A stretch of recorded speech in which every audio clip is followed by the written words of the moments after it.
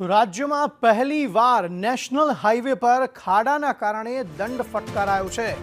Mahisagar road safety કમિટીએ national highway authority of ઇન્ડિયાના અધિકારીને દંડ ફટકાર્યો છે। અમદાવાદ ગોધરા નેશનલ હાઈવે 47 પર રોડ પર ખાડા પડી ગયા છે।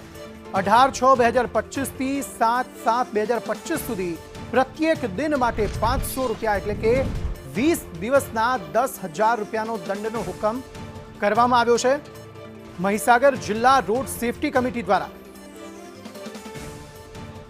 હિરેન રાવલ વધુ માહિતી આપી રહ્યા છે। જી હિરેન।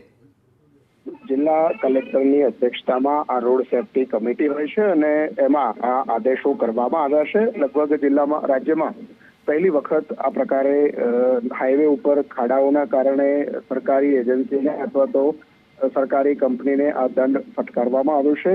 જેમાં અમદાવાદથી નેશનલ હાઈવે 47 છે એમાં જે ખાડાઓ પડ્યા હતા એના કારણે 18/6/2025 થી ગઈકાલ એટલે કે 7/7/2025 સુધીમાં એટલે કે 20 દિવસ માટેના રોજના 500 રૂપિયા લેખે 10,000 રૂપિયાનો દંડ ફટકારવામાં આવ્યો છે।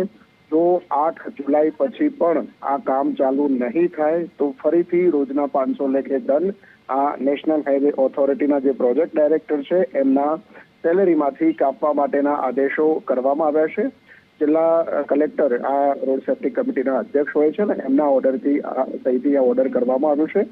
NHAIના પ્રોજેક્ટ ડાયરેક્ટરને આ દંડ કરવામાં આવ્યો છે એટલે NHAIના અધિકારીના આ પર્સનલ સેલેરી એકાઉન્ટમાંથી આ દંડ વસૂલવામાં આવશે। આભાર સમગ્ર માહિતી આપવા માટે।